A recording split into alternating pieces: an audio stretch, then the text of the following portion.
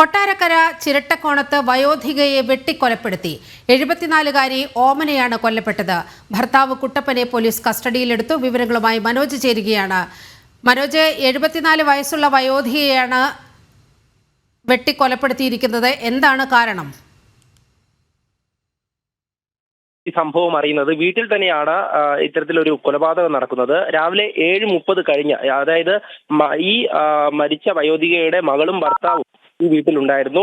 ഈ സമയത്താണ് ഭർത്താവ് രാത്രിയോടുകൂടി കൊലപാതകം നടത്തുന്നത്. രാവിലെ ഇവർ എണീറ്റപ്പോഴാണ് ഇത്തരത്തിലൊരു സംഭവം അറിയുന്നത്. ഈ വെട്ടുകത്തി കൊണ്ടാണ് വെട്ടി കൊലപ്പെടുത്തിയിട്ടുള്ളത്. കഴുത്തിന് വലിയ തരത്തിലൊരു മുറിവേറ്റിട്ടുണ്ട്. അത്തരത്തിൽ ഈ രക്തം ചിന്തി അവിടെ കിടക്കുകയായിരുന്നു. ഓമന ഈ കശുവണ്ടി തൊഴിലാളിയാണ്. അവിടെ നിന്നും വിരമിച്ചപ്പോൾ കിട്ടിയ പണം ആർക്കോ പലിശയ്ക്ക് കടം കൊടുത്തതായും അതിനെ ചൊല്ലി ഇവർ തമ്മിൽ ചില തർക്കങ്ങൾ ഉണ്ടായിരുന്നു എന്നതായും പോലീസ് പറയുന്നുണ്ട്. എന്തായാലും കസ്റ്റഡിയിലുള്ള കുട്ടപ്പൻ ഈ കുറ്റം സമ്മതിച്ചിട്ടുണ്ട്.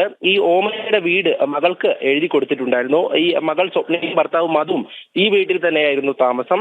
ഓമന മരിച്ചതായി, അതായത് ഈ കൊലപാതകം നടത്തിയ ശേഷം കുട്ടപ്പൻ പട്ടായിലുള്ള തന്റെ സ്വന്തം മൂത്ത മകളെ വിളിച്ചു പറയുകയായിരുന്നു. മൂത്ത മകൾ സ്വപ്നയെയും ഇക്കാര്യം അറിയിച്ചു. അങ്ങനെയാണ് ഈ വിവരം ഇവരെല്ലാം അറിയുന്നത്. തുടർന്ന് പോലീസിനെ ഈ വിവരം അറിയിച്ചു. പോലീസ് എത്തിയാണ് മറ്റ് ഇൻക്വസ്റ്റ് നടപടികൾ പൂർത്തിയാക്കി കസ്റ്റഡിയിൽ എടുത്തിട്ടുള്ളത് ഭർത്താവിനെ.